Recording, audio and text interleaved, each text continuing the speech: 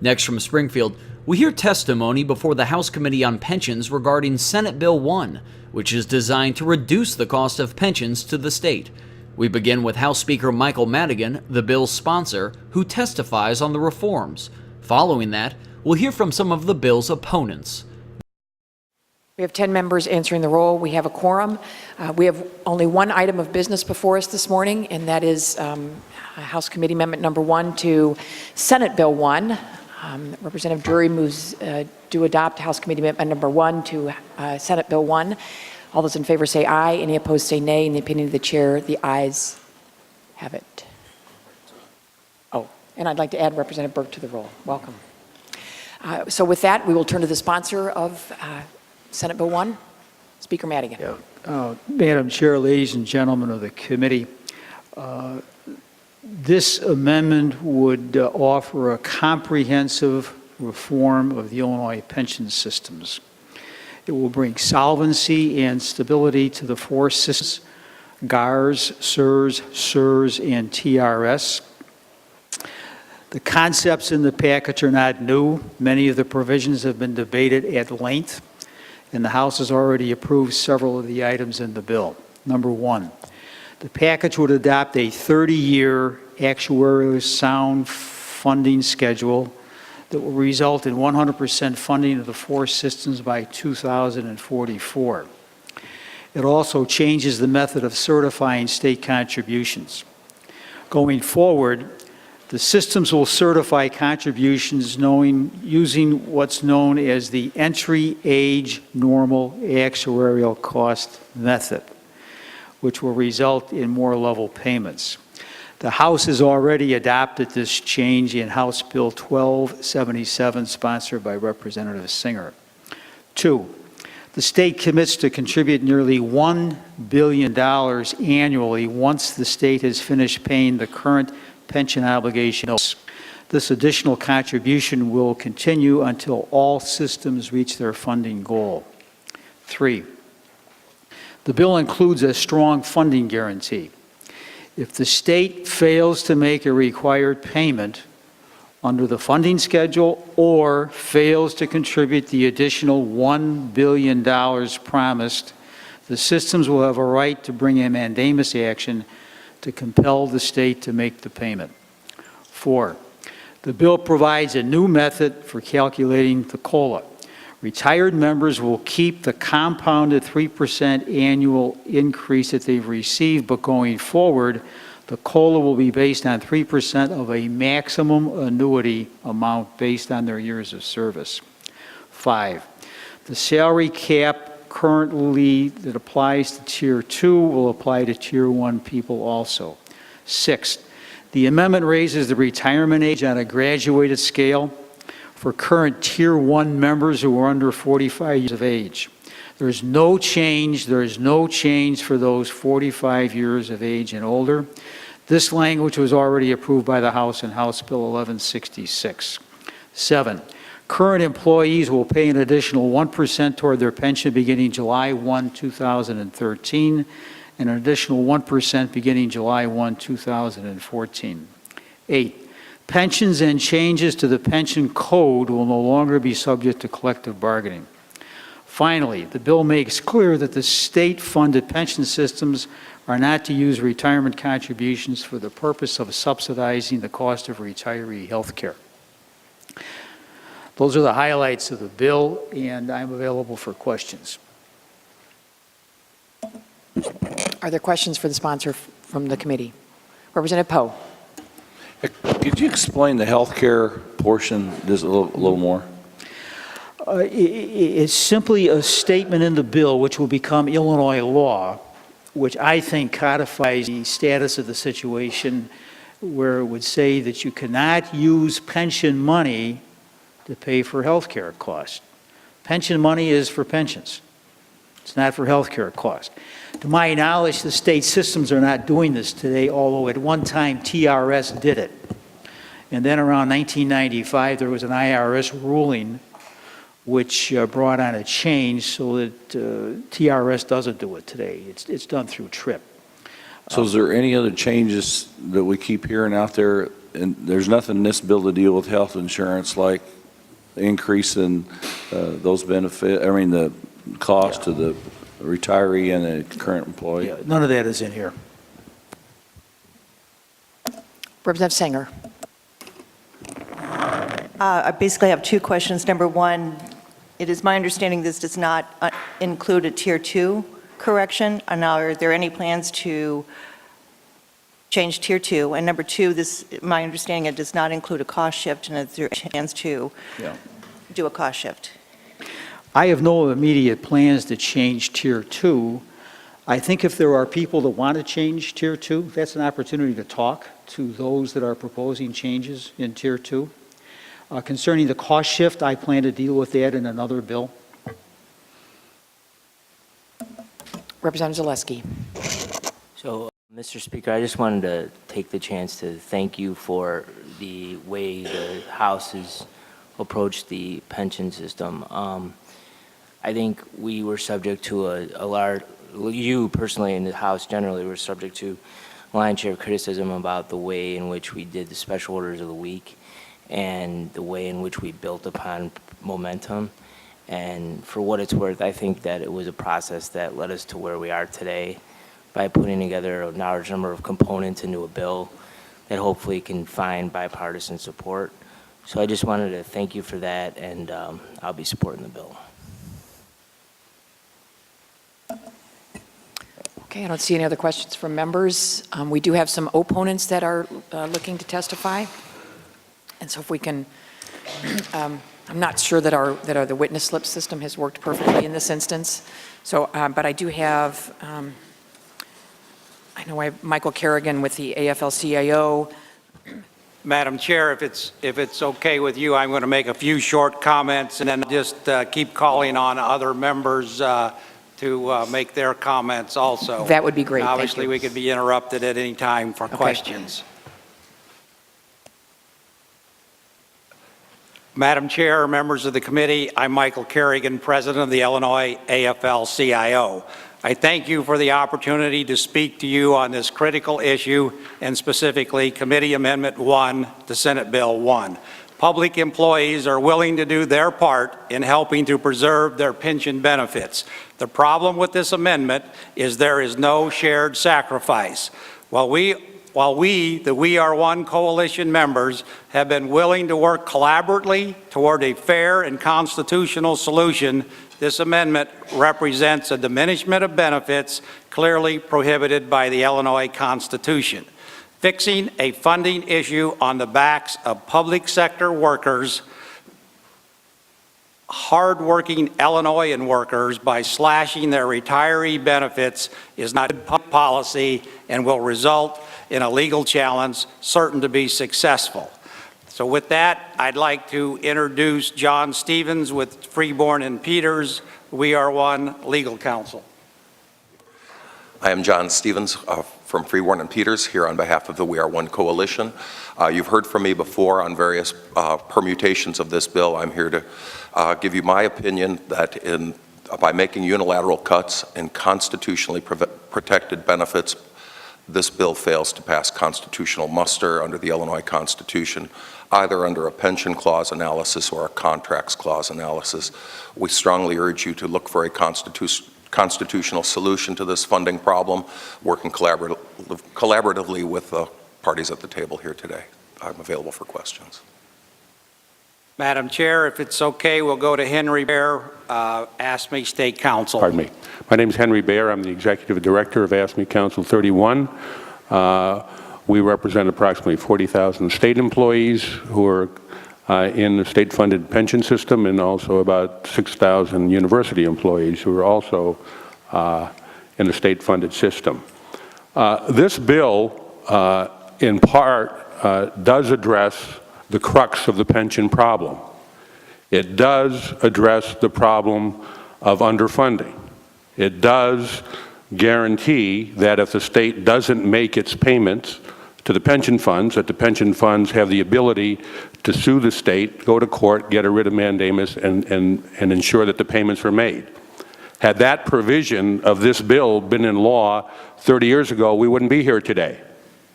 We are here today because of a problem created when the state put its payments to the pension funds on the credit card. As a consequence, the amount of money that was paid into the pension fund this year, for instance, over $6 billion that was paid into the pension fund, of that amount, $1.5 billion is for the normal cost. That is the benefits that employees in all the systems are earning. And I say employees, also those in GARs and judges, is $1.5 billion of the more than $6 billion payment. So had that provision of this bill been in place, and had we been adhering to the law, instead of putting $6.5 billion into the pension fund this year, we'd be putting $1.5 billion into the pension fund this year, about 3% of the overall, or maybe even a little less than that, of the overall state budget. So we're glad to see that that problem is being addressed, because it needs to be addressed. It's the reason we are here today. However, the bill, if it stopped there, would be fine, but it goes much further. It slashes benefits to active and retired teachers, state police, correctional officers, caregivers in our veterans home, and caregivers to individuals with developmental disabilities, and many other people who provide services to the citizens of this state. Now, Illinois does not have a generous pension plan. We are in the bottom quarter of all states in terms of the benefits paid to people in state-funded systems. That is not the problem.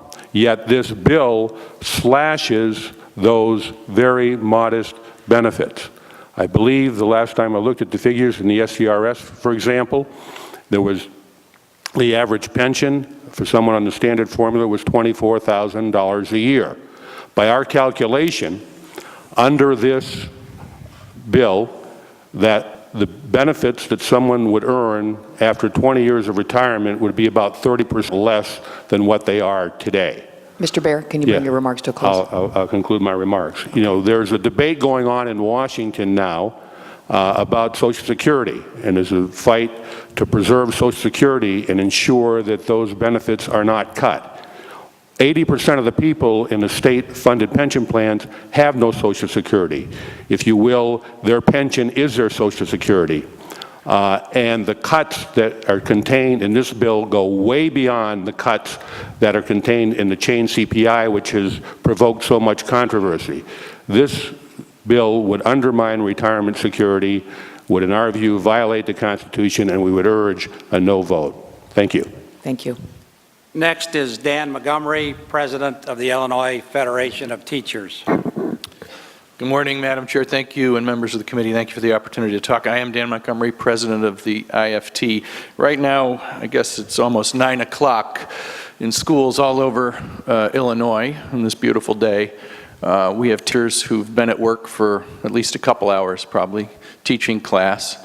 We have university professors and community college teachers hard at work. We've got firemen on call, police on the job, nurses in hospitals, and all of them have paid out of every paycheck their contribution to their pension, whether it's 9.4% for teachers, 12% for some police, and so on. But they have made this payment every paycheck, and they're doing the work of the state as we need them to do. As we have said, benefits are not the problem here. Cutting benefits is not the solution. We have to find a solution. There's no question. We've made the point clearly and consistently in our testimony here and over the last year and a half, I suppose, that there has to be a constitutional construct. There has to be a legal way to fix this. I am convinced, I think we're all convinced, there are ways to do that. We've offered ideas over some time now, including in legislation. Sadly, those ideas, I think, have fallen on deaf ears to a great measure. And if we pursue this, if you pass this amendment, we won't be further toward a constitutional solution. We won't be further to a pension solution that the state needs. But we are looking, as Henry said, at a massive cut to benefits. We know, if you look at the causes of the pension underfunding, that something like less than 10% has any relation to benefits. The single largest cause is the underfunding over time. 2008 financial crisis is about a quarter of it. So the cutting of benefits is in fact not the path to a solution. Providing a fiscally responsible stream towards funding and other solutions can get us there. But when we have teachers and other workers who do not get Social Security being forced to accept a 30 to 35% cut in their lifetime retirement, we see that as unacceptable, especially when it doesn't offer a solution to the pension problem. And I would second those comments. Imagine if the discussion in Washington were, how do we cut Social Security by 30 to 35%? I think we as a country would agree that that is not a viable path to the kind of nation we want. And I would put it to you that this amendment is not a viable path to the kind of state we want. Thank you. Thank you, Mr. Montgomery. Now I'd like to call on Cinda Klickner, President of the Illinois Education Association. Thank you. As he said, I'm Klickner, President of Illinois Education Association. And it seems the conversation continues to just be about numbers. So let's give some numbers. Almost 700,000 people in this state rely upon a pension promised by the state. In TRS alone, that's 160,000 actives, 105,000 retirees. And in TRS alone, over $3 billion is paid out in retirement benefits, which translates into economic development in every community, every one of your districts, to over or almost $5 billion. But, you know, those are just numbers. This is about people. And to just look at numbers would be like saying to a teacher, all I want you to ever look at is the kids' test scores and scores on items, and never look at the person. A teacher never does that. And that is what this bill would do. So in every community, there are people who are relying upon this pension who do not get Social Security. And by cutting their benefits, you have hurt the economic development of this state. Because these are the people who go down to the street to the grocery store. They go to their local businesses to buy presents for their grandchildren. They pay the newspaper delivery person. They are in our communities and supporting our state. And so when you cut basic needs by this bill, every public employee will be hurt. Every community will feel the impact, and it is about people. It's about my 95-year-old father who designed highways for this state. It's about my 93-year-old mother-in-law who is a school nurse. In fact, it's about almost my entire family and every one of the people that I represent. So we can talk about numbers, we can talk about the state budget, we can talk about what something saves, but I think it is a sad state of affairs when the state ignores its people. Thank you. Now I'd like to call upon Ted Street, President of the Fraternal Order of Police. Good morning. Thank you, Madam Chair and members of the committee. House Amendment 1 to Senate Bill 1 unilaterally and illegally diminishes benefits for all state retirement systems, except the judges, even though the Illinois Constitution specifically states that pension benefits are a contractual right that cannot be diminished or impaired. The amended bill would make it impossible for retirees to keep up with the rising cost of living in retirement. Just through the COLA caps, the bill illegally cuts the value of a retiree's pension between 28 to 31%. After 20 years in retirement, on top of that, the amendment also freezes COLA until age 67, or 5 years after retirement. Pensions are the life savings of public servants. Their most reliable means of retirement security, particularly for the 80% of the workers in state-funded retirement systems not eligible for Social Security. All the while, senior citizens, as major consumers of health care services, are one of the most at-risk demographic groups subject to inflationary pressures. House Amendment 1 to Senate Bill 1 increases retirement ages between 1 and 5 years without consideration for employees with physically demanding professions, such as police, firefighters, correctional officers, and nurses. An increase in retirement age effectively causes an individual's accrued benefits to lose 6% in value for each year of the increase. A younger worker under the age of 35 in this instance would lose 30% of his or her pension value if this amendment became law. Even slightly older workers would lose 35 to 40, between the age of 30 and 40, would face a loss in value of 18%. The amendment also increases employee contributions and caps the amount of salary that earns a pension. Combined with other cuts, this further balances Illinois' pension debt on the backs of workers who did not cause the problem and paid into the pension systems out of every paycheck. Law changes made by this amendment are exempt from collective bargaining, denying democratic representational rights to hundreds of thousands of workers. Thank you. Now I'll call on Mike Stout, a business manager with the Labor's Local 2002. Good morning, Madam Chairperson and members of the committee. Thank you for the opportunity to address this issue this morning. Yes, my name is Mike Stout, and I'm the business manager of Labor's Local 2002. Local 2002 represents state employees, numerous state agencies that work under collective bargaining agreements, merit comp employees that do not work under collective bargaining agreements, and also retirees. You know that our members, state employees working under a union contract, merit comp employees not working under a contract, and retirees made their pension payments twice a month, every month, since day one of their state employees, in state employment. They kept their promise. Our membership does understand there are serious problems with the funding of the state employees retirement system as well as the other state pension systems. State employees, both union and merit comp, realize that they must do more to reduce the unfunded liability. State employees are willing to make additional contributions to the system, although they have gone, some of them, 2 years without a salary increase, and merit comp employees even longer.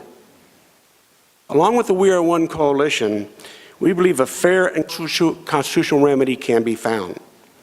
If this bill is passed and signed into law, it will invite and get a legal challenge. Let's work together to find common ground that it does not put too much burden on state employees and retirees. They did not create this problem. Please vote no. Now I would like you to listen to Tim Sickmeyer, an actual retiree from the Police Benevolent and Protective Association. Tim is a retired conservation police officer. Good morning, Madam Chairman and members of the committee. I represent conservation police officers and their retirees. I'm also a retiree under the alternative formula, and although I've not received a COLA yet, and I won't for another couple of years, I have watched for months the back and forth on pension reform. The latest, Senate Bill 1 with House Committee Amendment number 1, up to be a comprehensive bill combining a lot of the same proposals from previous bills. Pension debt is a known liability, but this and previous administrations and legislatures have opted to ignore the previous warning signs, continue adding spending while not paying the bills. As a retiree, former state employee, and a police officer, I feel I've been unfairly painted by the media and the wealthy financiers to be a pariah on this state. I chose a life of public service because I like to help others.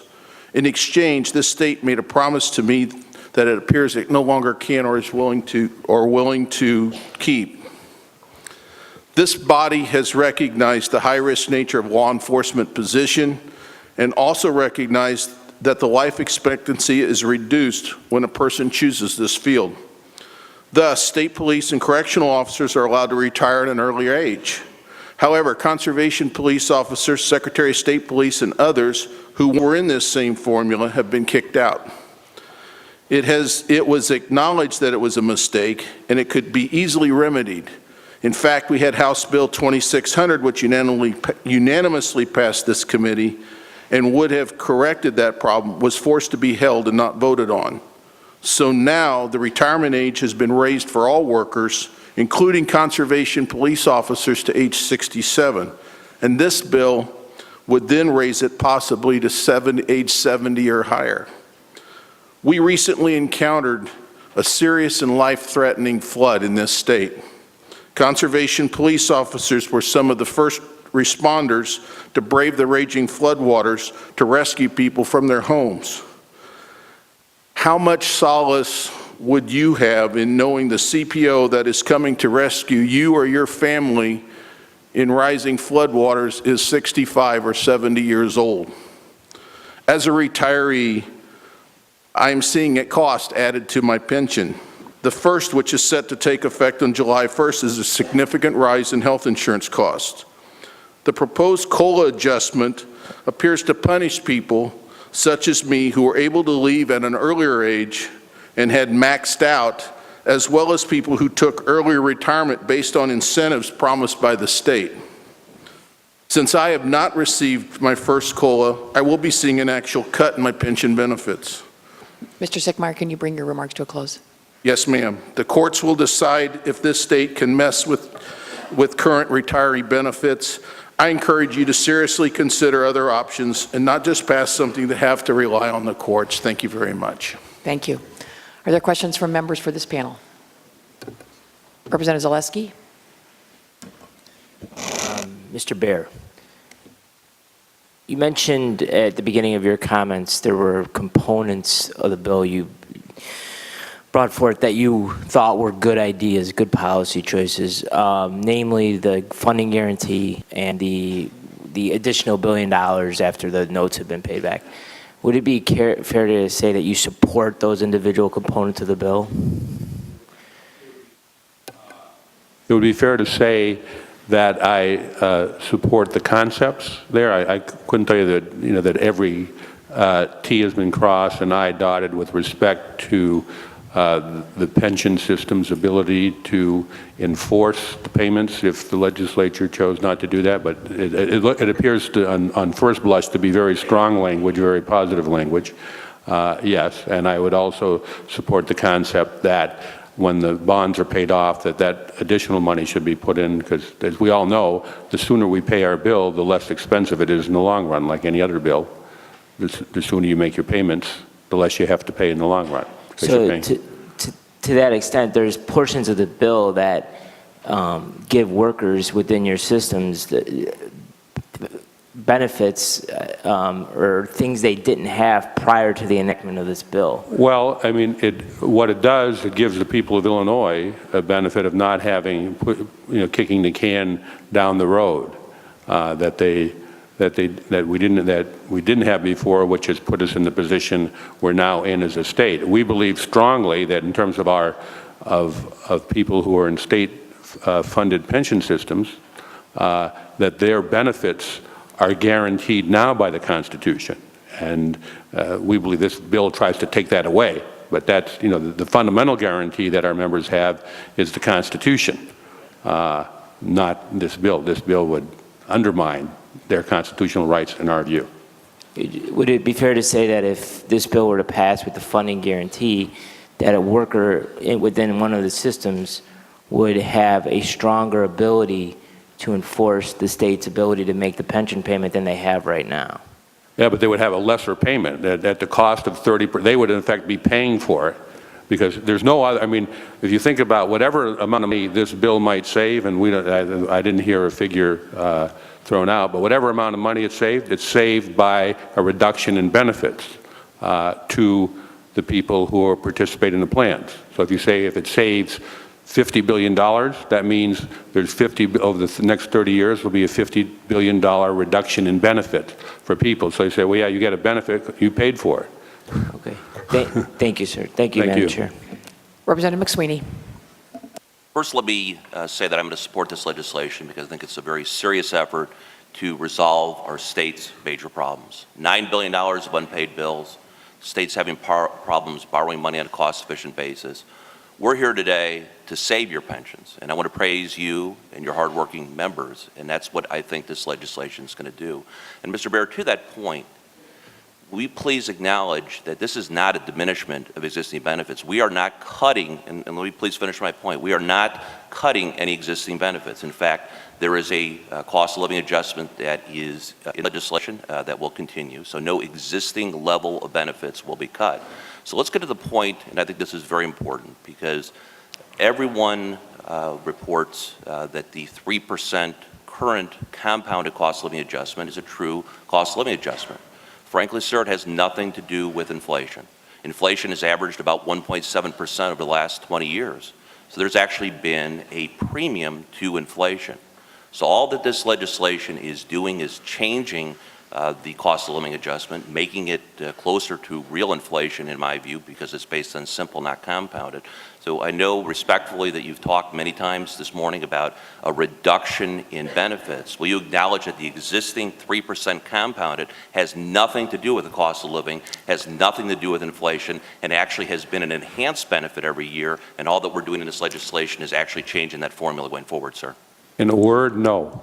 I don't agree with that there's no benefit cut in this bill. There certainly are benefit cuts in this bill. That's number one. Number two, we have in recent years had a relatively low level of inflation. I can remember when inflation was at 10 and 11%. And what did employees get then? Retirees, 3% they got. When the cost of the Social Security is tied directly to the cost of living. If the cost of living goes up 7%, then Social Security checks go up 7%. So in the last few years, the rate of inflation hasn't been 3%, but there were years when it was much more. Now this bill doesn't tie the increases to the rate of inflation either. It doesn't say, well, we'll use the CPI and whatever amount that the cost of living goes up, that's how much the pension will go up. That's not what this bill says. If the cost of living goes up 8% next year or 10% the year after, under this bill, people would still get the same amount. And respectfully, sir, the inflation rate has averaged 1.7% over the next 20 years. I also checked about 10 economic forecasts, and the economic over the next 10 years, I have not seen one inflation forecast that projects inflation that will exceed 2%. So let me again praise you and your members for being hardworking. We're here to save your pensions. That's why I'm going to vote yes in this legislation. Well, we're here to save our pensions too. We just have a disagreement on how to save them. Representative Morrison. Is there a representative from SURS here or representing university staff? Okay. I guess this is primarily a question then for the education groups here. Do you acknowledge, or is there, in the bills that you've presented or the proposals that you support, what do you think of the increase in retirement age? You're opposed to an increase in retirement age? Okay. Yeah. Mm-hmm. Clearly, life expectancies have increased with medical technologies. What would be your idea for addressing people living significantly longer? Well, I think that, as we have tried to say all along, any changes to the systems with respect to benefits have to happen in a legal way, and there ought to be a way to do that. One of the things that's talked about is the consideration model. I mean, I think our attorney can speak about that to some extent. But this unilateral diminishment of benefits, and I would concur with Henry Baer in terms of his response to Mr. McSweeney's question, which is, there's no other way to see this as diminishment of benefits, and even the extension of the retirement age has the same effect. So the frustration is we see the fiscal problems here have to be addressed. And you can cut all the benefits you want and still not address some of the major fiscal issues that have resulted in the unfunded liabilities. Representative Sanger. You know, Oh. if I'm you would sorry. like for Go me ahead. to respond also, I can. You know, many of our members talk about the difficulty of their work these days and how hard it is. The education field has become very, very hard work. So to add more years not only raises the issue about how they're going to cope with that, but it also raises the issue of eliminating the possibility for newer people to come into a profession, in whatever profession that might be. Because if you're now keeping people till age 67, and you have new people, well, we have many who are looking for teaching jobs, for instance, or other positions, then they are left with, again, no jobs, and that hurts our economy. So it has a double-edged sword. I'm sorry, Mr. Morrison, were you finished? Yeah, Representative Sanger, I'm going to go to Representative Drury, and then I'll go to you. Yeah, I'll direct this to Mr. Beer, which everybody's directing so far to. Would you agree that it's all unlike what we have done in the past is basically not kicking the can down the road and we're working a schedule that's, 30 years closed to be funded 100% by 2044, which we've never done before, is a good thing? Well, yeah, it's a good thing that you're not kicking the can down the road. It's a bad thing that you're kicking our members in the butt. That's the bad part. But you're right. I mean, the funding, as I said in my opening remarks, the concept in the funding, it appears to be very strong language that would guarantee that the state will stop doing what it's been doing these last 40 years, which is the reason the guarantee is in the Constitution to begin with, because the pension funds were 40% funded in 1970 when we had a constitutional convention. And it hasn't improved since that time because proper payments weren't being made. So it's a very positive step, and I acknowledge that in my opening remarks. And on that note, also what we're doing here for the first time is we're using real actuarial numbers and a way to calculate no more costs on the route. That's something that the union, we had proposed that 2 years ago, if you'll recall. That was one of, we said there absolutely had to be, any bill would have to have a funding guarantee. That's been the union's position from day one. We've been very public about that in all of our discussions that we had in the past with the governor's office and with the leadership of both houses. That was, we said that's a threshold issue for us. So I guess my comment is, unlike other bills that are being floated right now and what we have done in the past, this is the first time we really are getting true with what we have to do here, which is historic. And you weren't here necessarily back in '95, but this is what we've done in '95, and you were in agreement with that. So you just admitted this is a good bill for the fact that we are making sure we're going to fund this thing going forward. We're going to have individual's going to get a retirement check until they die. And we're actually using real numbers for the first time. Well, I would agree that parts of the bill are good. As I said in the opening statement, parts are very, very bad.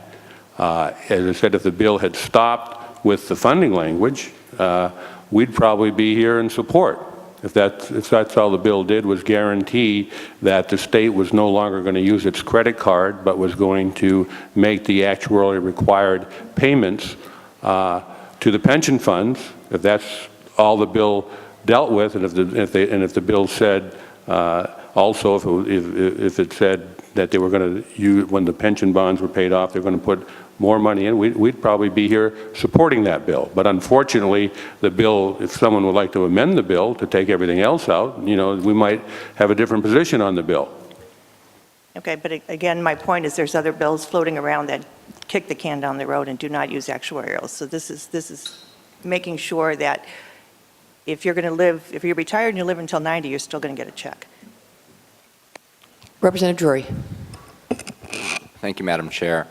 Following up on that last dialogue, the proposal that's before this committee, as I understand it, has 14 components, which the Speaker addressed during his comments. And some of the response has been there's parts of this we like and there's parts of it we don't like. I think it would help me personally and maybe some other members if we can just walk through those and see which ones people are in favor of and which ones we're against, so we have a scorecard. So I'm going to start, and I'll throw this out to everybody. The first component I have on my summary here is that there'll be Representative Drury, are you going to go through this with all 7 members up or 8 members up on the panel? I would prefer not to do it with. I would prefer not to do that as well. I don't know if there can be. Because I think we can pretty much gauge the answer as to what that's going to be. So. Okay, Madam Chair, if, I'll move along then. The other argument, there's a couple arguments I hear that we keep hearing about the Constitution, and this isn't constitutional. And you know, there'll be 7 individuals ultimately that are going to decide that sit on the Supreme Court. But if we just changed the hypothetical and we say that there wasn't this constitutional provision in the constitutional provision didn't exist, where are we at in terms of the position of We Are One with this proposal? Representative Drury, this is John Stevens from Freeborn and Peters. Prior to the adoption of the pension clause in the 1970 Constitution, state pensions, public pensions were deemed to be a gratuity granted by the state that would allow the state to change pension laws just like any other laws going forward. It was the Constitution that put in the protected contractual right under the pension clause, which cuts 2 ways. It provides direct pension benefit protection. It says that membership is a benefit that shall not be diminished or impaired, but it also opens the door to a contracts clause, a vested property right in employees who have been members of the system, have paid in on their half of the contract, and now are waiting for the state to return their part of the bargain, which is the pension benefits that were part of the law of the land while they were employed. Right, and I understand what the current provision says and the legalese of it, but if the constitutional provision today wasn't there, so that argument is wiped off the table, that you can no longer make this as unconstitutional, what does that do to the argument that this bill shouldn't pass?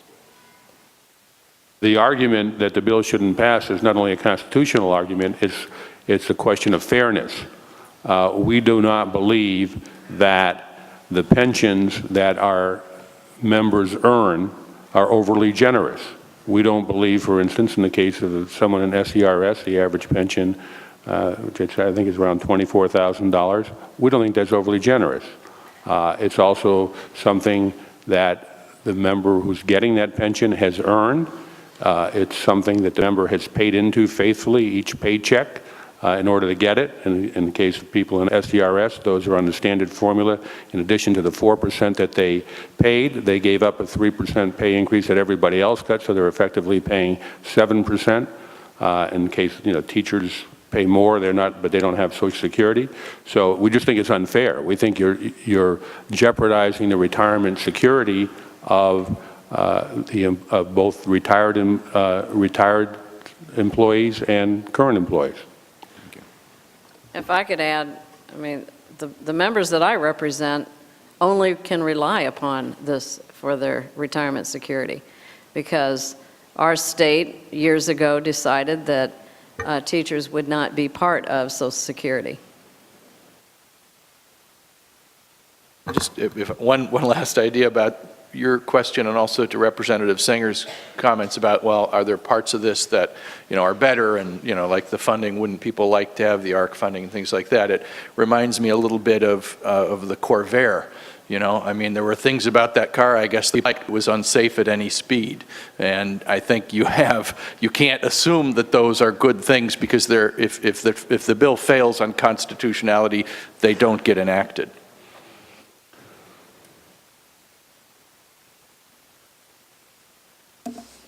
Thank you, Representative Drury. Any other members? Okay, well, thank you all very much.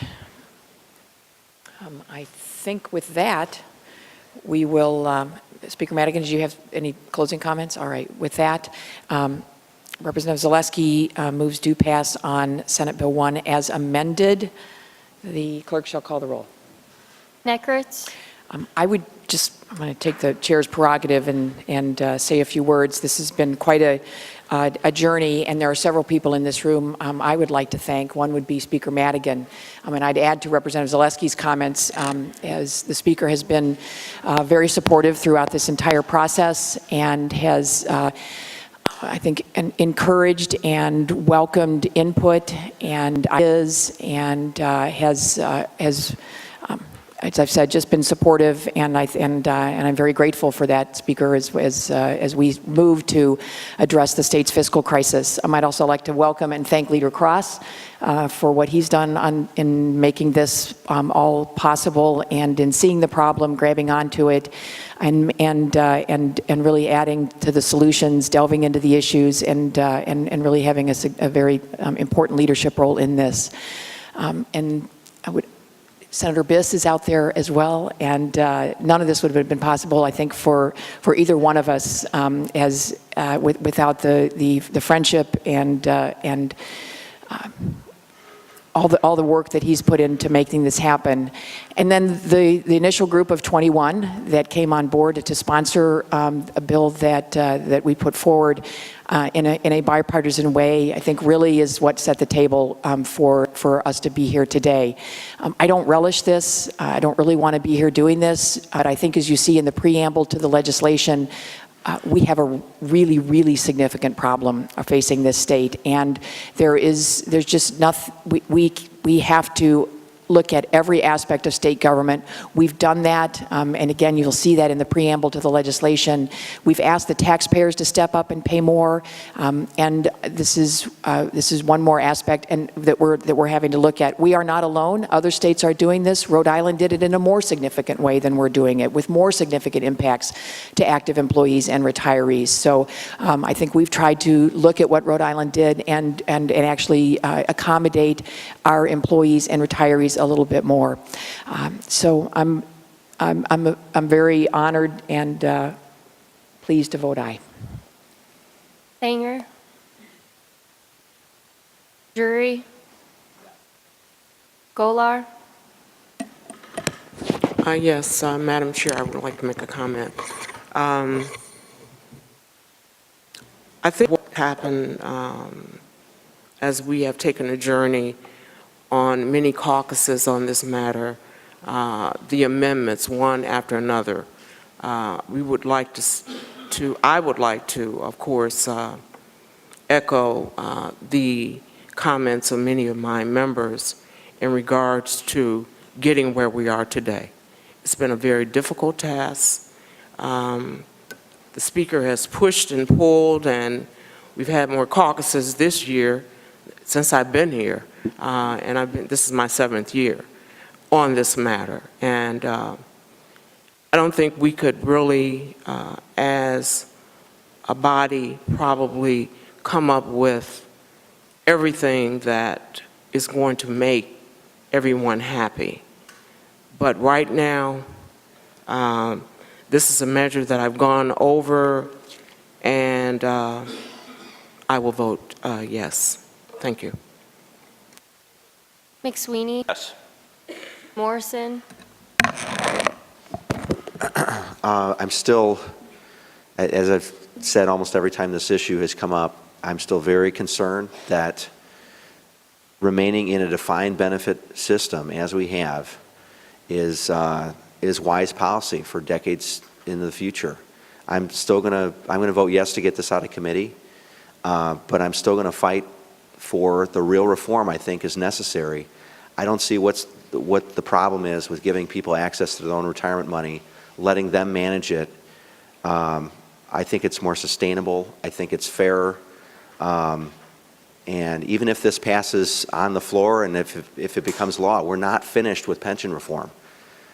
In no stretch, we still have an enormous unfunded liability, and I haven't been convinced that 20 years from now, we know how many Illinoisans there are going to be, how much revenue we're going to be bringing into the state, what the business climate's going to be. So I'll vote yes in committee. Oh. Cmte. Yes. Zaleski. Yes.